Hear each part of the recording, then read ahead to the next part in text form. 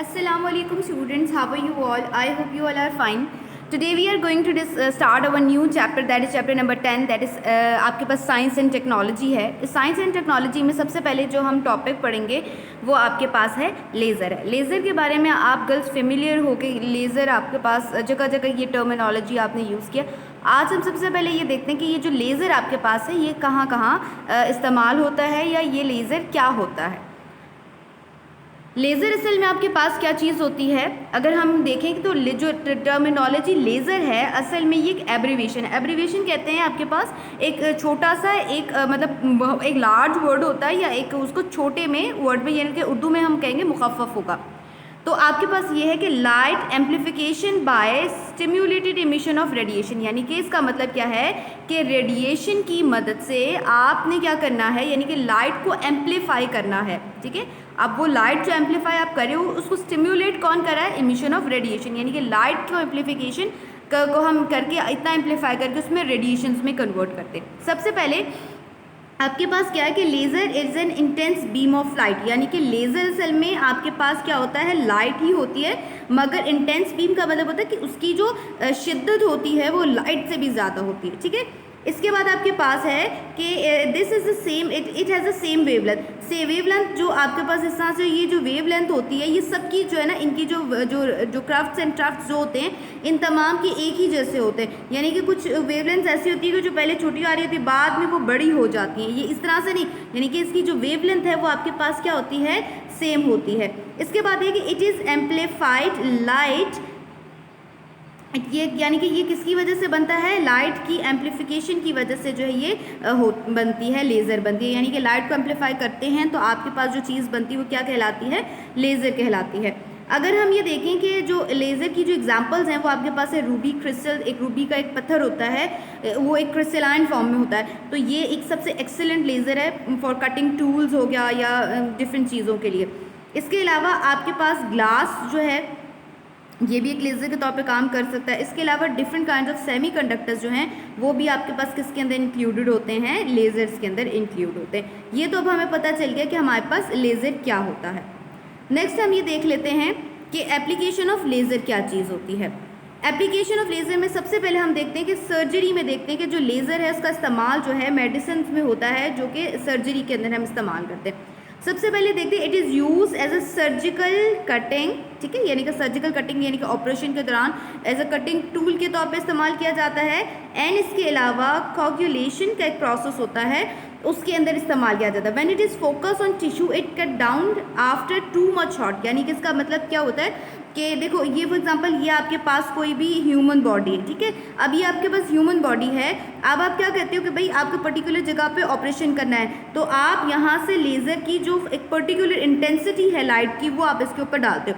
अब जब वो लेज़र स्किन के ऊपर पड़ता है तो सबसे पहले स्किन को क्या करता है, ये आपके पास कट डाउन करता है, यानी कि कट डाउन तब करता है जब आपके पास जो स्किन बहुत ज़्यादा एक्सट्रीम गर्म हो जाती है. तो ये देखिए इस डायग्राम में लिखा है heat tissue melts and burn away tissues, यानी कि इसका मतलब है कि वो इतनी हाई इंटेंसिटी की रेज होती हैं कि आपके पास क्या होता है कि वो जो है क्या होती है, वो इतना मेल्ट हो जाती है कि स्किन जो है वो मेल्ट होना शुरू हो जाती है. इसके अलावा आपके पास it does not harm any other tissues, यानी कि इसका फ़ायदा सबसे बड़ा ये होता है कि अगर आपका टारगेट ये वाला पोर्शन है, ठीक है, तो टारगेट अगर ये वाला पोर्शन है तो लेज़र की इंटेंसिटी जो रेज़ हैं वो सिर्फ इसी पोर्शन पर पड़ेंगी, बजाय इसके कि वो इंटेंसिटी की जो रेज़ हैं वो किसी और प्लेस पे पड़े. अब आपके पास क्या है कि अब अगर फॉर एग्जांपल ऐसा होता है कि ना हम कहते हैं कि अगर आपके पास कोई ऐसा लेज़र इक्विपमेंट है जो लाइट को एक मैंने आपको शुरू में बताया कि एक डायरेक्शन में जो है वो मूव करवाती है. अगर ऐसा होता है कि वो एक डायरेक्शन में ही नहीं आ रही, वो डिफरेंट डायरेक्शन में इक्विपमेंट ख़राब और उस से स्कैटर्ड हो रही हैं, तो इसका मतलब है कि वो पर्टिकुलर एरिया को भी डैमेज करेगा और साथ साथ जो साइड वाले एरियाज़ हैं उनको भी ये क्या करेगा, डैमेज.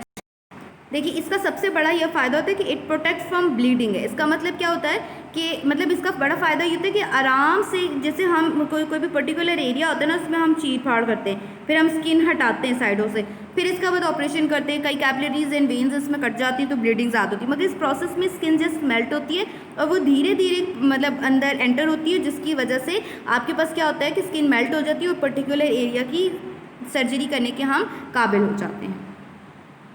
नेक्स्ट इसका यूज़ आता है ऑप्थेल्मोलॉजी में। इस प्रोसेस में सबसे पहले क्या होता है कि यानी कि ये असल में ऑप्था मतलब का मतलब है ये आई से रिलेटेड डिजीज़ होती हैं। ऑपरेटिंग काट्रैक्ट जो है इसका मतलब क्या होता है कि ये वाला जो प्रोसेस जिसको आम जबान में हम उर्दू में कहते हैं मोतिया, यानी कि मोतिया को जो है वो रिमूव करने के लिए, मोतिया क्या होता है कि जो ये आपका जो ऊपर आई बॉल आपको नज़र आ रहा है ना, यहाँ पर एक वाइट स्पॉट पड़ता है। एक वाइट मोतिया होता है, एक ब्लैक मोतिया होता है। जो वाइट मोतिया होता है ना उसका जो कोई भी एक स्पॉट इधर पड़ जाता है। अब क्या होता है कि जब तक ये पूरा का पूरा आपके पास जो ये लेंस है ये पूरा का पूरा जब तक आपके पास वाइट नहीं होता तब तक ये रिमूव नहीं किया जाता, ठीक है। इसमें ऑपरेटिंग में होता है कि ये पूरी की पूरी स्किन जो ये जो आपके पास होता है, ये जो आपके पास पूरा है ये जो है ये रिमूव होता है सबसे पहले, ठीक है।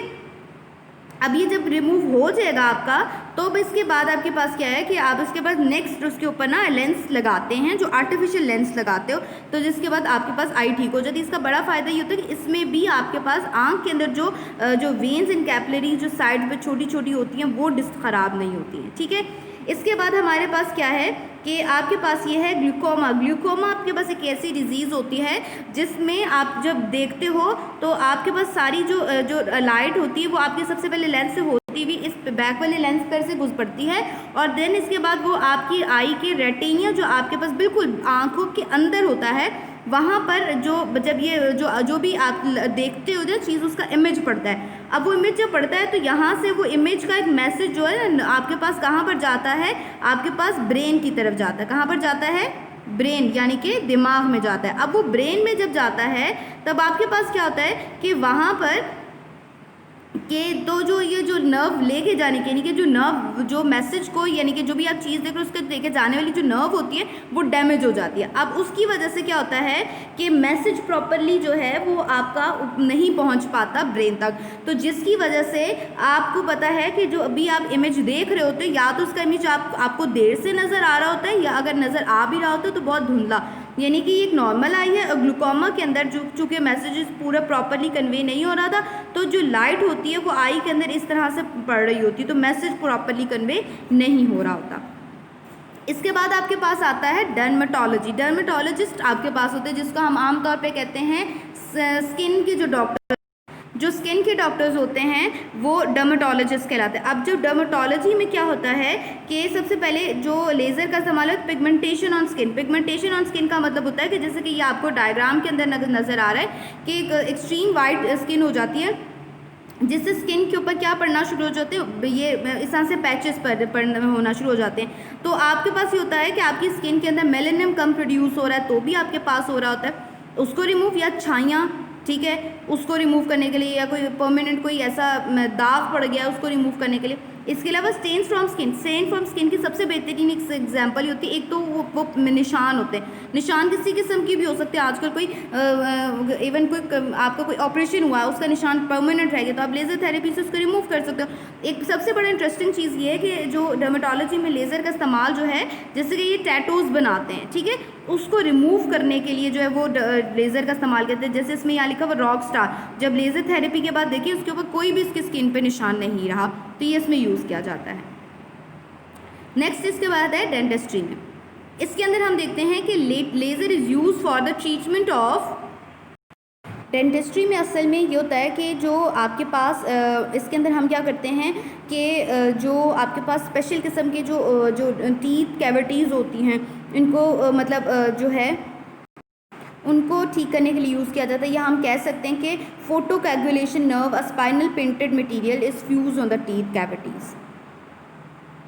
फिर आपके पास आता है laser is use for the treatment of cancer, यानी कि कैंसर फॉर एग्जांपल जिस तरह से डायग्राम में नज़र आ रहा है, अगर किसी को ब्रेन ट्यूमर हो गया हुआ है, ठीक है, बजाय इसके कि पूरा दिमाग खोला जाए उसमें ब्लीडिंग हो और बहुत ज़्यादा रिस्क का चांस होता है, तो लेज़र जो है वो कैंसर ट्रीटमेंट, यानी कि कैंसर कोई भी किस्म का हो सकता है, ब्रेस्ट कैंसर है, आपके पास ब्रेन में कैंसर है, या किसी किस्म के कैंसर को ट्रीट करने के लिए यूज़ किया जाता है। इसके अलावा laser is use for removing stones in the kidneys without surgery, यानी कि आपके पास होता है किडनी में ना इन पोर्शंस में ना स्टोन्स बनना शुरू हो जाते हैं। अब ये जो स्टोन्स किसकी वजह होते हैं कि समटाइम ऐसा होता है कि आपकी जो डाइट होती है वो ठीक नहीं होती, जिसकी वजह से किडनी के अंदर ना स्टोन्स बन जाते हैं। तो वो स्टोन अगर बड़े हो जाएँ तो वो ऑपरेशन से के बगैर नहीं निकलते। और नॉर्मल पर्सन में स्टोन बनता है, एक्सेस अमाउंट में पानी पीते हैं तो वो स्टोन यूरिन के ज़रिए बॉडी से बाहर चला जाता है। मगर यहाँ पर क्या है कि स्टोन बनने की वजह से क्या हुआ कि आपके पास क्या है कि जो यूरिन में बहुत प्रॉब्लम्स होती हैं, तो without surgery, open surgery, laser के थ्रू जो है आप इन स्टोन्स को जो है वो बाहर निकालते हैं और इसके बाद जो है यूरिनेशन आसान हो जाती है।